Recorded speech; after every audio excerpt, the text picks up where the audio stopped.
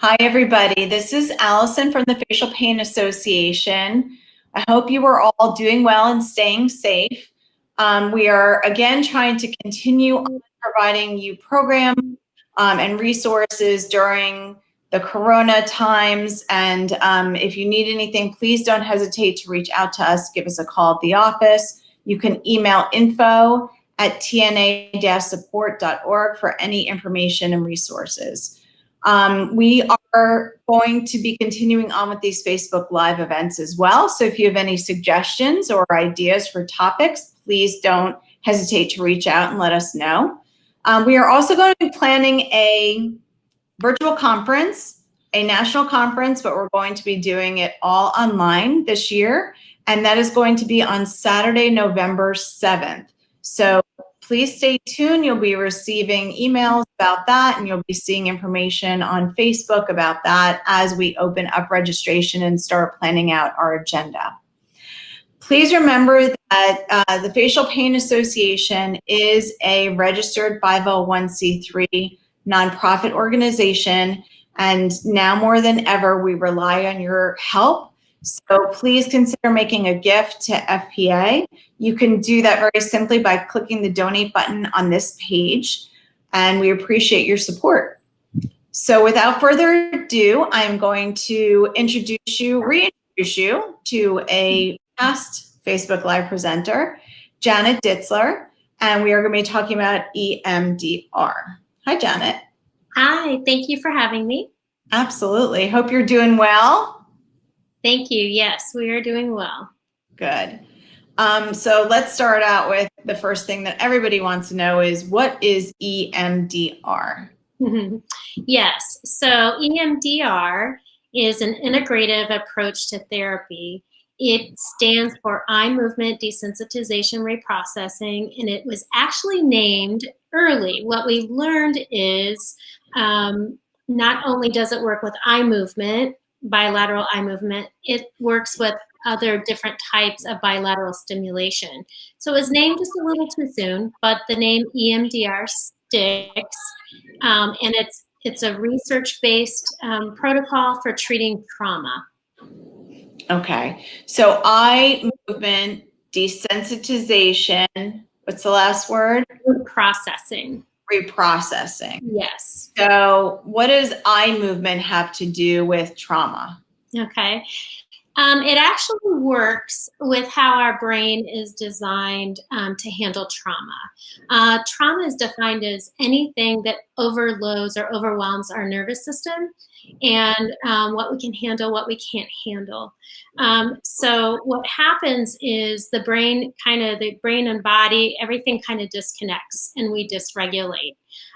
So what we've learned from eye movement desensitization reprocessing is that when we can focus on bilateral stimulation, it can neutralize the nervous system so that we are able to process traumatic events and life experiences.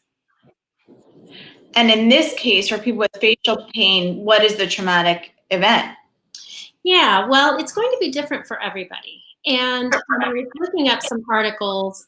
There's, like I said, EMDR is heavily researched. It's like cognitive behavioral therapy. It's what we use for PTSD. So for some people, their experience is going to be different.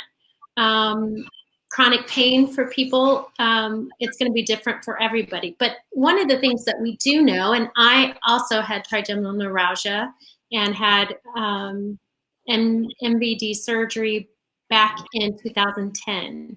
And yeah, gosh, it's been a long time. Decade. And so a lot of times with chronic pain, anxiety, depression, right? It goes hand in hand. I know for me, when I was having some attacks, I knew I was afraid to leave my home because I just knew that if I had an attack, sometimes it would put me on the floor. So I had a lot of anxiety with that. I did not get EMDR treatment back then. I wish I knew it was available because I would have, because it helps you, we were created mind, body, spirit. We are a whole embodiment. And so when the body's hurting, the the body's hurting, it affects our minds and our mental health. So it is a good modality to use hand in hand.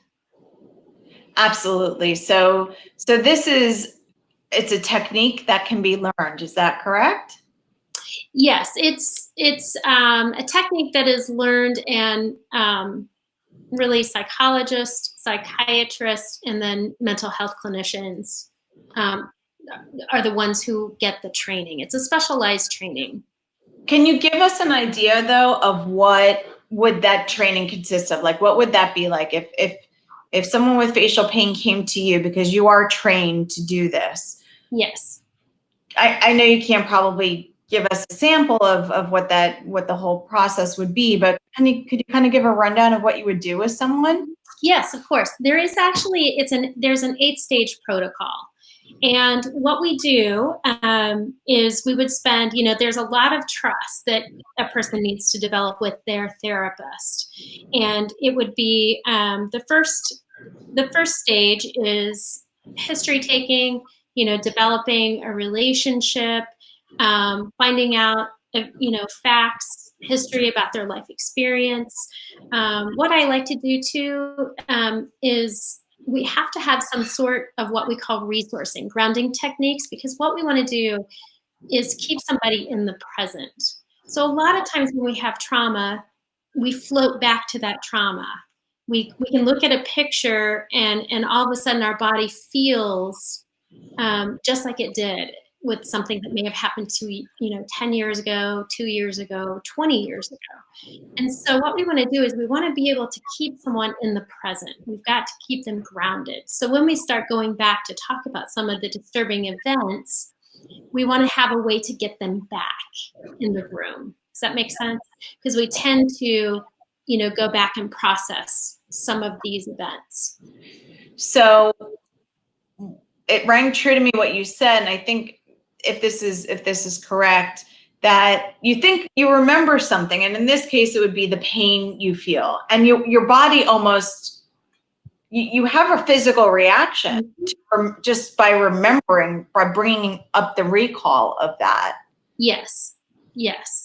And then for someone who has pain, I'm guessing that you can't really do this counseling while someone is in a lot of pain.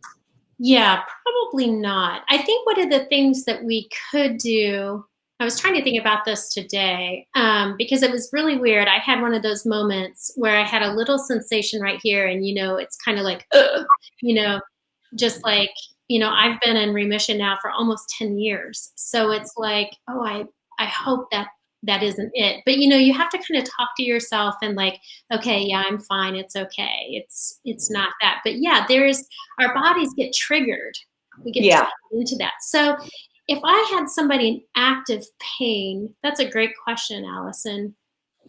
I would probably spend more time resourcing and getting them connected to their body and having a way to cope with the pain, a way to like, while they were experiencing them. Yeah. So in terms of EMDR, you said there's sort of 8 stages. Can you go through the others? Yes, I can.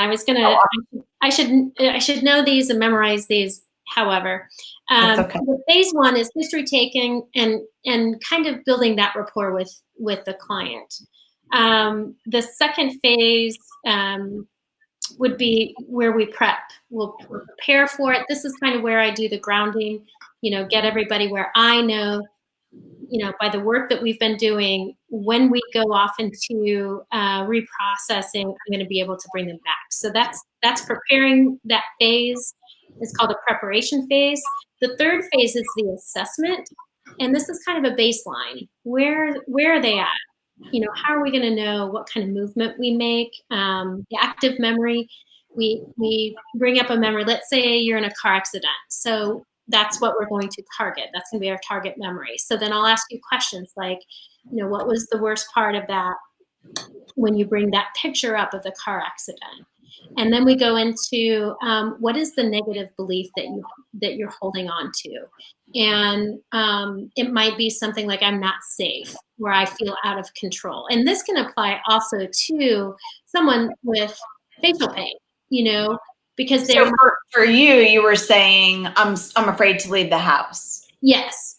Like, so my negative belief might be, I don't have any control. I can't control over this, or I don't have any control over this. And then what we want to be able to do is what we call a positive cognition, which in the case of like facial pain, it might be, I'm safe, it's okay. And sometimes people would carry cards with them that if they have an attack, they can hand that to somebody, to say, hey, I'm in pain, we talked about that the last Facebook Live. Sometimes when Yes. you're with a loved one, having, a signal that, okay, I need a moment, help me. So there might be a positive belief that I'm not alone, or I'm doing the best I can. I will be okay. I will survive. And then what we do is So something that would be like a mantra that you can tell yourself that it's something you decide in a session with someone like you. Okay, this is something that's meaningful to me as a way to kind of. Yes, but we won't install that until like the negative belief. I see. Yeah, the negative belief is bigger, and so what we want to be able to do is process that, because the trauma, it gets stuck in our bodies, so that we're able to process that. So what we want to be able to do is we have a measuring system that we will, what emotions come up with that for you? Well, I'm scared or afraid or frustration. And then we'll do some breathing, do a body scan. I do a lot of breathing in my sessions, really get connected to my body. We'll do some breathing and we'll say, where are you noticing this in your body? Oh, well, I feel it in my jaw, or I clench my fist. And what emotions come up for you? And then we work in this pattern before we do before we start the reprocessing phase. The reprocessing phase is where we utilize the bilateral stimulation. Okay, and what is that like? What is that? Bilateral stimulation is, like for me, it would be eye movement, and you would be watching, so your eyes are going back and forth. Okay, so you're doing this to your client. Yes. And in the meantime, what are they thinking, or what are you saying to them? Yeah, so what we'll do is we have a target memory. So let's say, instead of the car accident, let's say a target memory was, I had a facial pain attack at Panera and I fell in front of a bunch of people. Okay, so that would be our memory, or the disturbing event. We will know what was the worst part of it. Let's say I fell down and bumped my head.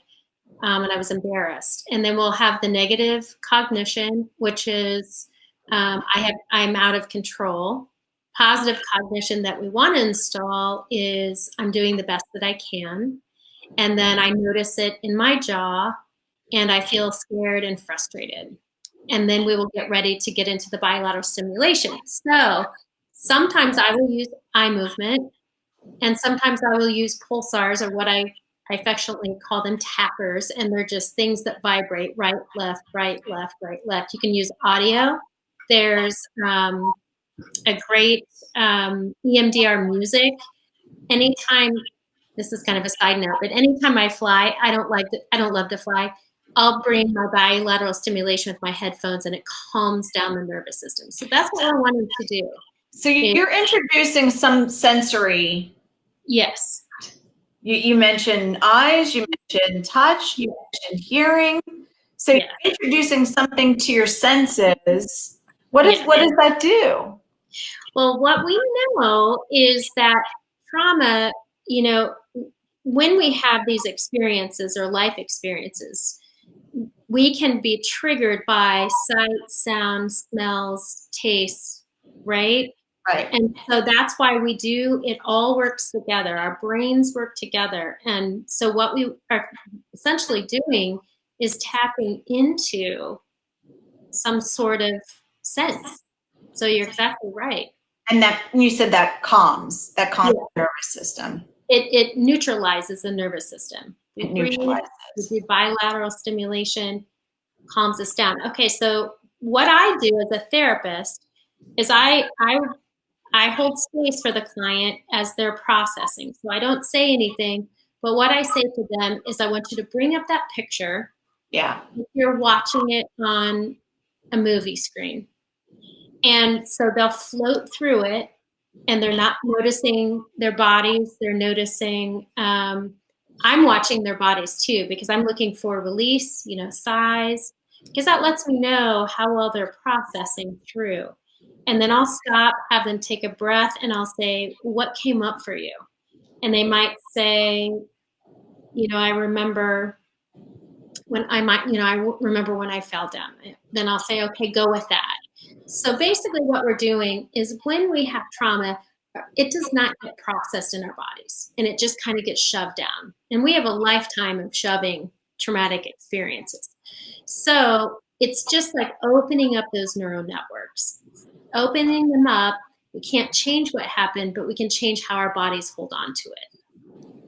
So this person has, in our hypothetical here, they had this incident at Panera, and you help them sort of work through that one incident.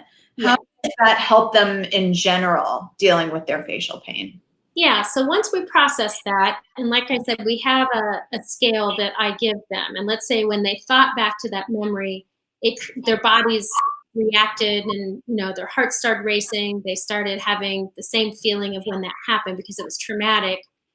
So they may say, well, on a scale of 0 to 10 right now, sitting with you, I'm an 8.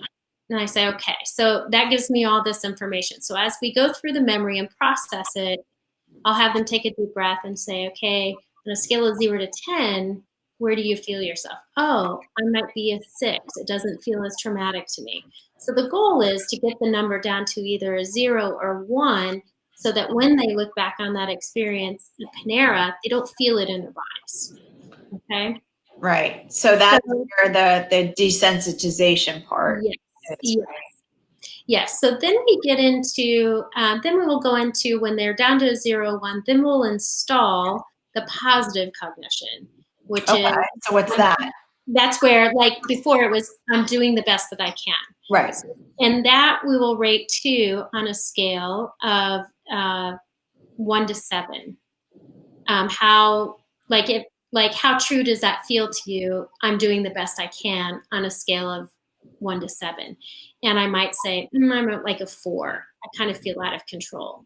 So what we want to do is, then we want to install that positive belief, so that we can get it as close to a 7 as we can, so that it's just processing the memory. So is that just a repetition thing? Yeah, sometimes it can be. But what I like to say is, this is super organic. As a therapist, I have no idea what anybody's brain is going to do. Everybody's life experience is different. Mm-hmm. What I'm there to do is just hold space, facilitate, and help somebody work through a past trauma. So the goal would be, as a facial pain person, would be that I know I'm going to get through this, or remember this time that I had such pain, I did get through it, and here I am, and I'm working on things, and I'm working on how to take care of myself. In a lot of ways, we do that with everything. I mean, you're driving, you get a flat tire, you go, all right, well, it's been some time, but I've had a flat tire before. I know what to do. I'm going to call AAA. I'm going to get off the, I've done this before. I know I can do this again is useful. But in this example, it's something that's much more emotionally charged than I got a flat tire. I mean, that could be stressful too, but not like what we're talking about. Mm-hmm. So these issues, these memories, like you said, they're traumatic. Mm-hmm. Whereas having a flat tire and knowing I know how to deal with this is not really traumatic. It's just, you could fall back on that past knowledge very simply. Right. This is a lot more complex, because it's like you said, you feel it in your body, and it brings up, a lot of emotion and pain. Yes. Yeah.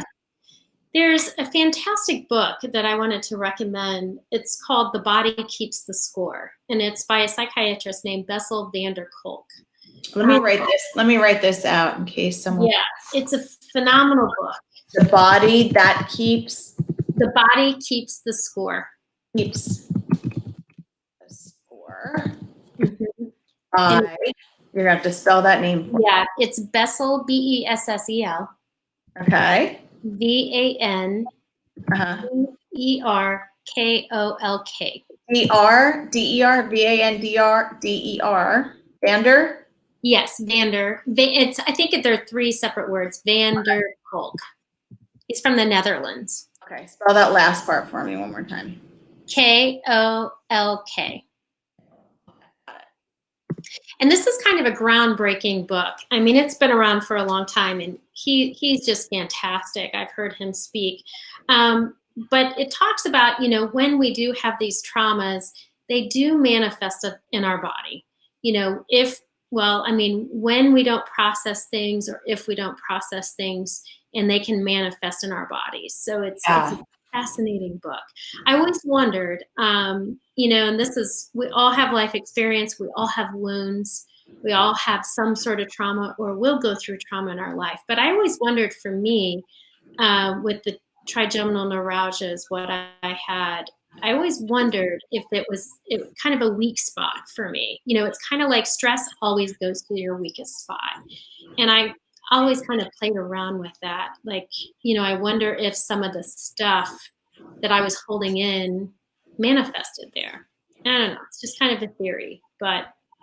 So I wonder if for somebody who has facial pain, maybe isn't quite in pain right now, and says, but I don't think I have trauma. I don't know. It's worth exploring and thinking about that for them.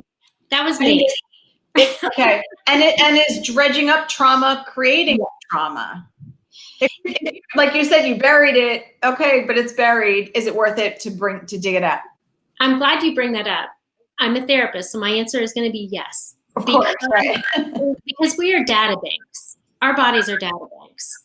And even implicit memories as an infant. If I didn't do this, I would hardly believe it. But I've done sessions before with people where I've had to stop and say, "Were you premature?" You know, but it just kind of downloaded for me because her body held on to so much, and I could read her body. Excuse me, sorry about that. But okay. we are, and that doesn't mean everybody that's premature or everybody that has any trauma. We were designed to work through trauma. Life is hard. It's when our window of tolerance, that's Andy Kolber's, another person I want to refer her book, talks about a window of tolerance. Excuse me. That's okay. You want to get a drink? Drink.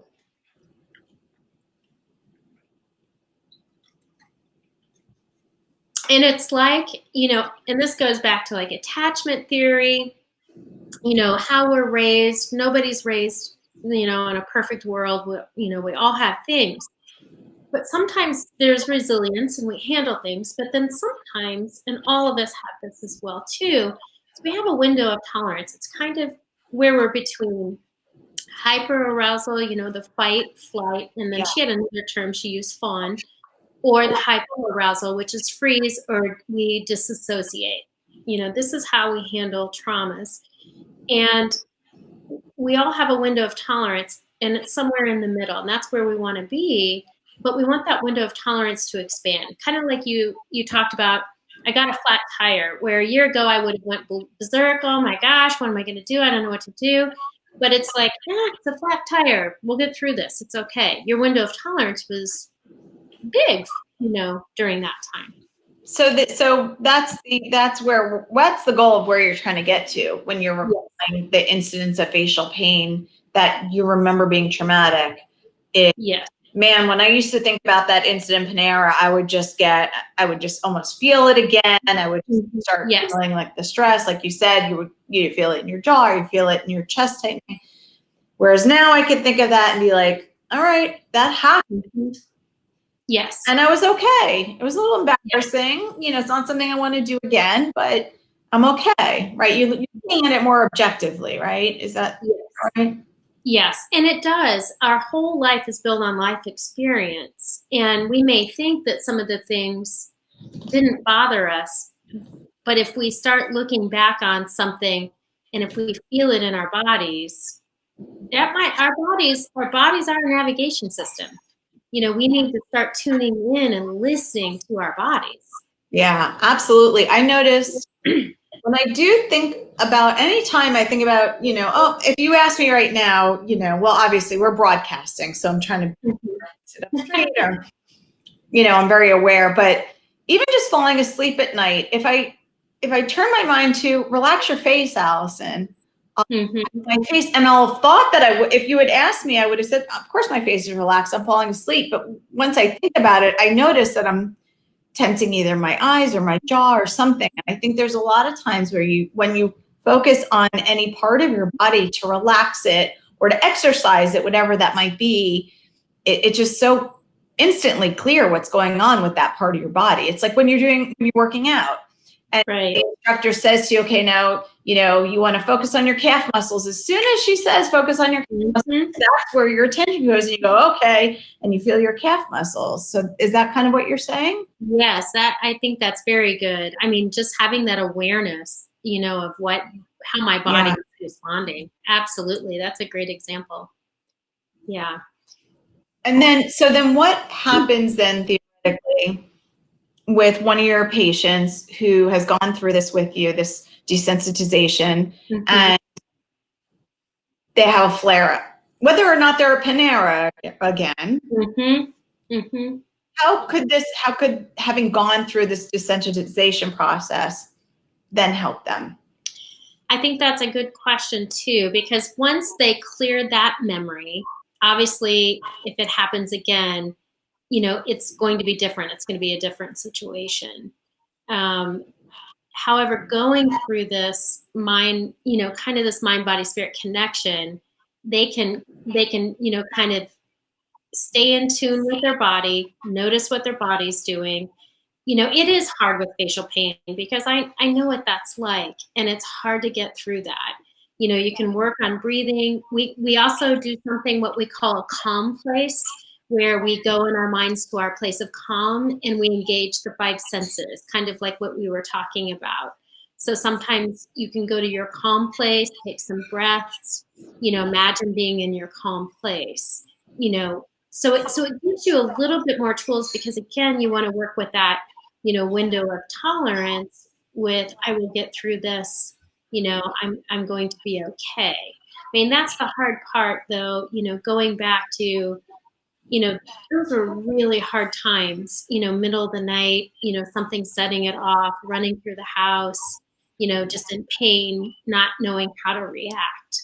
But I think that it would just help kind of engage that whole connection. So I know that you've been feeling great for the past 10 years as far as your facial pain, and I hate to even make you hypothesize about it, but let's just say hypothetically you were to experience that. How would you sort of implement all of this training that you have to kind of talk yourself through? That's a very good flare. Yeah. Yeah, I think I would, well, one of the things is I would listen to my body, because I know sometimes for me, it took me about 6 years to get diagnosed. And it kind of like, did I just feel that? And, they're pretty quick. They start out that way and then they can end up lasting for a long time. Because I've been through it before, I would recognize it. I would try to like connect to my breath. It's going to be okay. I'm not going to not tell you that I, wouldn't have a huge sense of dread because I absolutely would.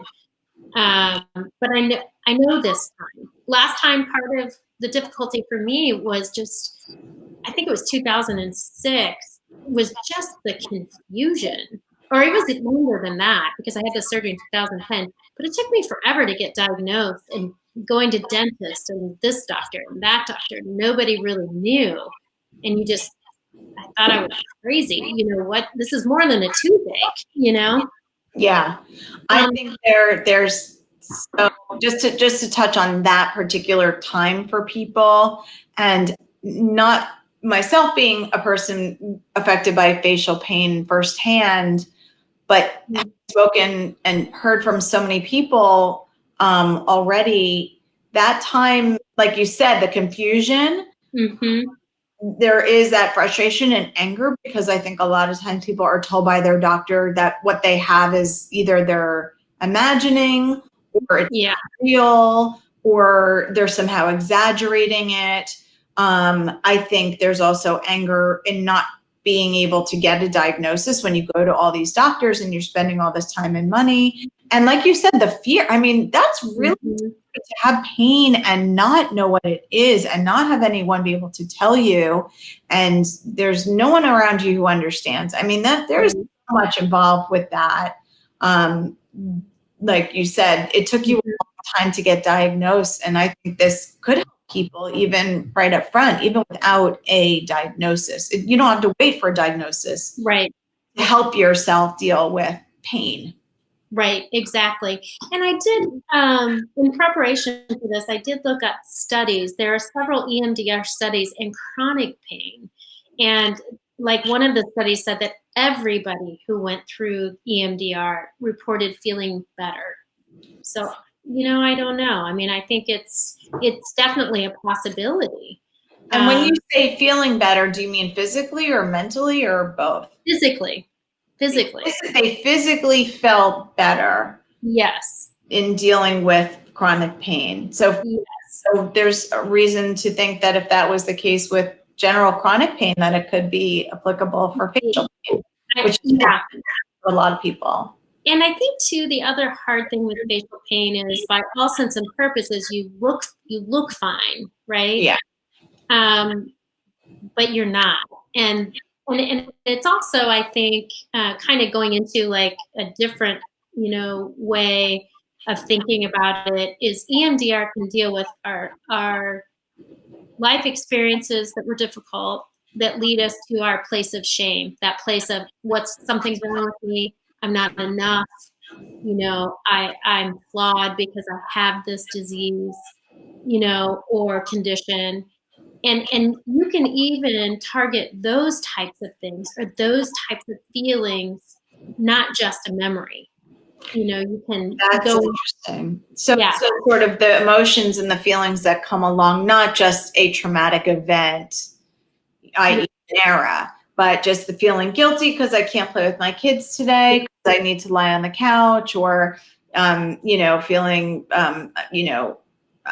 afraid because you're not working, your level of where you were working before, whatever it might be. So you're saying that this would be helpful for just the emotions that surround facial pain. Yes. And I think that, oh my goodness, for me, I had 4 young children when I was going through that sense of shame of, I'm a terrible mom. I don't want my kids to remember me being sick. And that was huge.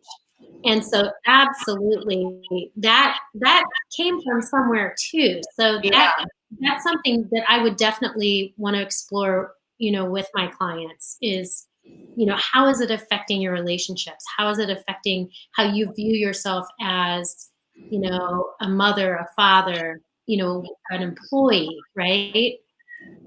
All of those things play into that. Yeah, absolutely. When you just said that, I and again, not to do with facial pain, but I remember we were talking about having asthma.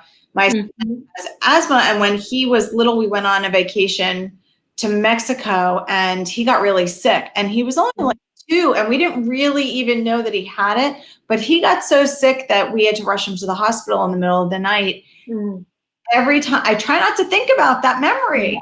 When I do, I physically feel it. I break out in a sweat, and I will get like my chest, because I know now how sick he was that night. It scares the pants off of me just to think about it, because I mean, if we hadn't taken him, God forbid, but I really know what you're talking about when you say that. So that, for me, Allison, that would be a great place to start. We would take a memory of you with that one. Yeah, I feel it in my fingers right now. your body's talking to you. It's Yeah. there. And that's, in your mind now, you've got through it, but Right. talking about it takes you right back then.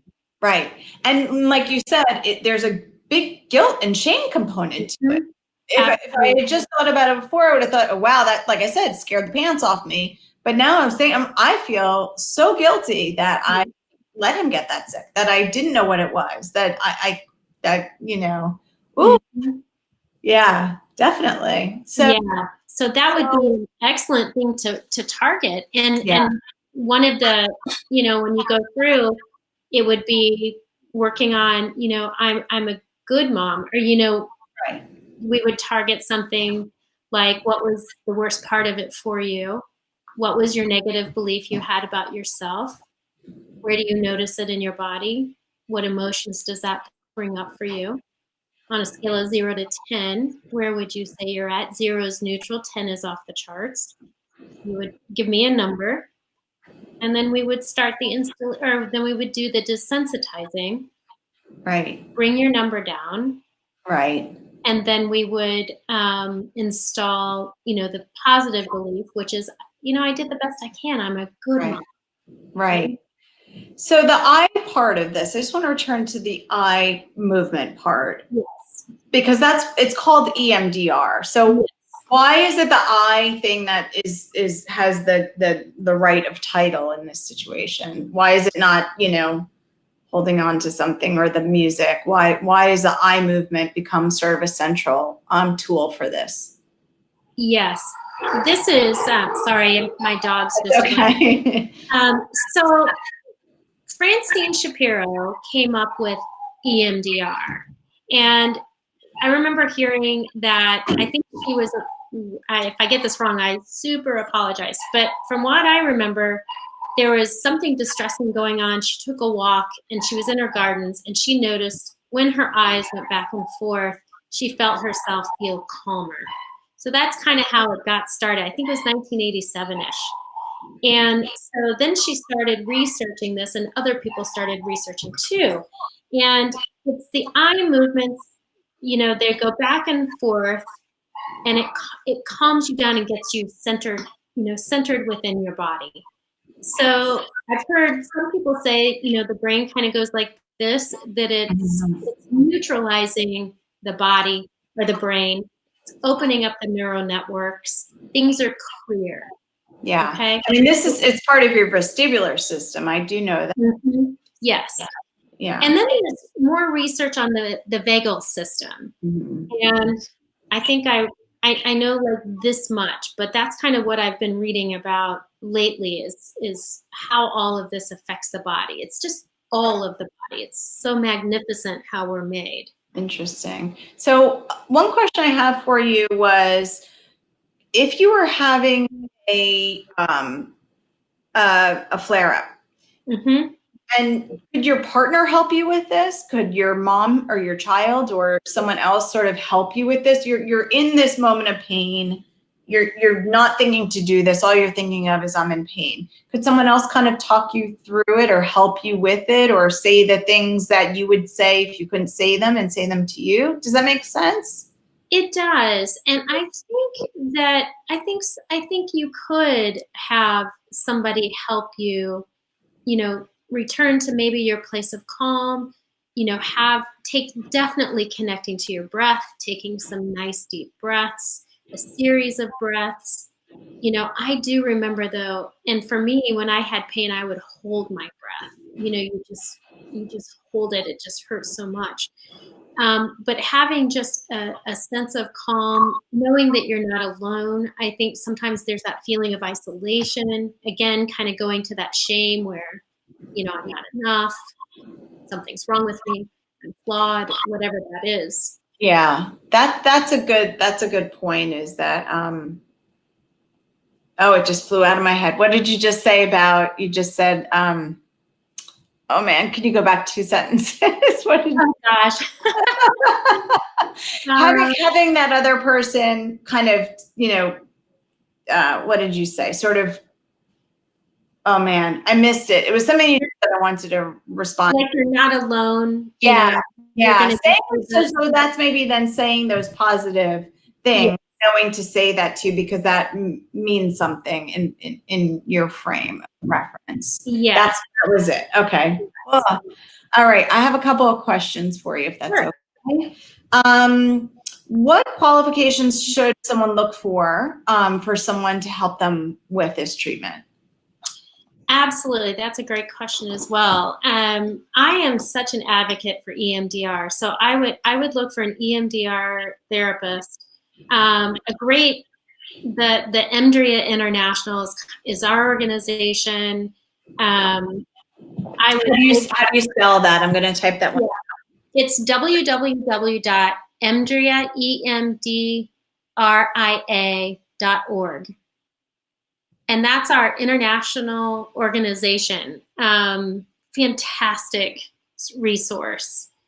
They have, you can find a therapist. I would look for an EMDR trained therapist. Yeah. And also, I mean, this is just me, but this is life. It's a journey. We're all on it. I would want my therapist to have done their own work because, like I said before, we are data banks. Life is hard. Life is on experiences. We need to do our own work. Yeah. Do you think someone needs someone who actually has specialized treatment in working with someone with chronic pain? Or could it be just anyone who's EMDR if they've done their work and it's someone that you feel, just Definitely, I think it would be great if there was somebody specialized in chronic pain. And I think other EMDR trained therapists could help it as well. We all kind of have different little niches that we work with. So like something as specialized as someone who works specifically with chronic pain, I'm not sure who would come up, for me because it would be such a specialty. I've heard of people doing medical, therapy, in that respect. Right. Are you taking patients? Do you see people if they reach out to you? I do. Yes, I do. Oh, okay. That's wonderful. All right. Well, we will post your contact information. We hadn't talked about that, so I wasn't sure. And you see people, you're doing telehealth. We talked about I am. Yes, I was wanting to do both. And telehealth with EMDR has been a little bit trickier. There is something, and I do have a lot of colleagues, and I've done some trainings to do it, and I've done a little bit online. Technology sometimes can be a little sticky, I have found out. I've had a couple of times where it worked extremely well with doing the full protocol. And then a lot of grounding resources. Sometimes we'll have people tap to do that bilateral stimulation. Okay. And breathe.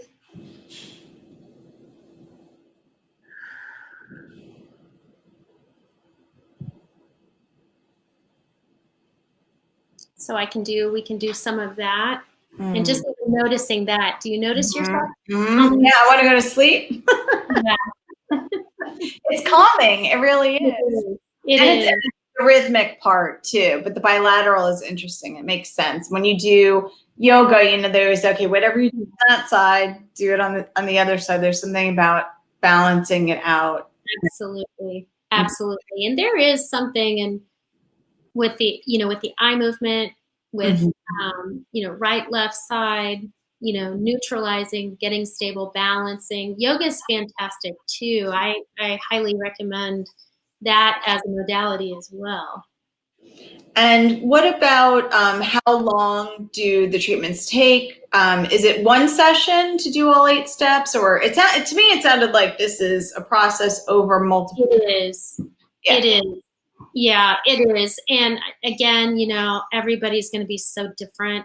I've had clients that moved really quickly. I work with first responders, and sometimes, a lot of times, once we kind of go through it and they do well, they're good. And then I have a lot of people that will just come in for kind of like checkups, and they know their bodies so well. They've done their work, and they're come in and they're like, okay, I did this run, and I notice I'm having some anxiety, I'm having trouble sleeping, my heart's racing. Okay, we'll just do a tune-up and it'll be one session. But Yeah. most of the time, it's hard to put a number on the sessions because it really does, what all are we getting into? And sometimes trauma will create trauma. So once we get into, for this car accident, we're actually getting into way more than just this car accident. We're dealing with emotions and unprocessed emotions. They're just kind of stuck down there. Right. It's like therapy. You don't just go once and go, okay, that felt great, and I talked that one thing out, and now I don't need it anymore. It's there are other things to work on, but it also seemed like with something like this, once you've learned the steps, you probably could then apply it to other traumas in your own life when they come up, or when you think about them. Now I know how to do these steps, to replace doing it with a therapist or having a professional do it with you necessarily. But it seems like you could probably take yourself through the process. Yeah, sometimes I even go back for my checkups. Yeah. If I have something that happens in my life and I'm like, I can tell I'm a little more in tune with my body. I have the awareness. One of my mentors, Crystal Whitlow is her name. She's in South Bend. She calls it like the treatment plan, or like the 3 A's. First, you have awareness, like, okay, something's going on. I'm struggling here. And then you have acceptance. This is what happened to me. Or, this is a part of my story. This is a part of my life experience. And in that phase, that's where you do a lot of grieving. You do a lot of feeling, you process, and then the action phase, which is then you set boundaries. You know yourself. You're walking more in your authentic being, who you were created to be. So every once in a while, I'll go for tune-ups. Yeah. So what about something that's not an actual event or traumatic occurrence? Like just that general, when you have that feeling like, I just feel anxious today. I just with it, or I just went to bed with it and I still have, and I think right now with everything going on in the world, experiencing some of that. It's not necessarily a traumatic. I think everything these days feels very dramatic and therefore sometimes also traumatic. But I think what about that general anxiety, kind of thing? Would this work with something like that? Oh, definitely EMDR would work for that. Yeah, I've actually seen clients just to focus on what's going on right now. And even like, here's another thing I'm big into. I'm really into breathing. We know that if you stop and take 3, nice deep breaths, we know that we can get a little bit more centered. What I like to do, let's say I'm particularly anxious, I'll stop and take some breaths, and then I just notice my body. I do a light body scan. Let's say, I notice it in my stomach. Okay, let me take some couple of breaths, and I want to focus my breath going to that area of my stomach. And I call it tending. I tend to that area of my body that's letting me know that there's a little something, something there. So once I tend to it and breathe to it, and I do this with clients too, I'm wondering if there's a feeling I can attach to it. So what I'll do is try to name that feeling. Oh, I'm sad. This is sadness. And then once I let myself feel sadness and like, this is what it's like for me, it's okay, this is how my body's responding, usually it will move through, right? So it's like once you recognize it and name it, and then you let it go, or you move past it, or it doesn't feel like that anymore. Yeah, it's like an awareness. It's like, recognize, and I'm working with my body, not against my body. A lot of times anxiety is fighting it. I'm fighting what's going on in my body and my mind, and I'm all disconnected. Well, if I connect to the breath, I'm working with it. Right. Hopefully process through that emotion. My certain personality, I don't like negative emotions. So I kind of push them back. But now that I have this awareness of what I do, I'm starting to embrace them. It's okay for me to have these feelings. They're not right. They're not wrong. They're just feelings that pop up for me. Yeah, yeah, absolutely. Okay, so Janet, how can people get in touch with you? I actually have a website, and it's just www.janetditzler.com. I have a small practice, and I have a lot of colleagues that I work with that I recommend. I feel like there is a great network of therapists out here, a lot of EMDR therapists. We all kind of work together. We all have certain specialties, but my website is a good way to get a hold of me. Awesome. Well, thank you so much. I really appreciate you coming back. When you did the Facebook Live with a few of our board members, and we talked about how facial pain affects marriage and family. And I think you mentioned EMDR. And ever since then, I've been thinking, oh man, I want to know more about that. And several people asked me about it as well. And I said, well, I don't know, but I know someone who does. So thank you so much for coming back. I really appreciate it. Great to see you. I'd like to, and I can send you, there's a couple of books that I would, recommend for people if they'd like to know a little bit. Yeah, that would be great. We can post if you want to take a picture, and I can post those under this video, or you can just give me the titles. I typed up that first one that you mentioned. Yeah. But certainly, yeah, if you have recommendations, and then anybody who's watching this or watching the recording, please feel free to reach out to info@tna-support.org if you need more information about the books and the resources that Janet is recommending, or if you want to get in touch with Janet herself, feel free to reach out to us, and we'll provide you with that information. So thank you so much, Janet. Thank you, Allison. It's good to see you. All right, post more pictures of that grandbaby. I sure will. Okay. All right. Take care. Okay. Bye. Good night, everybody. Okay. Good night.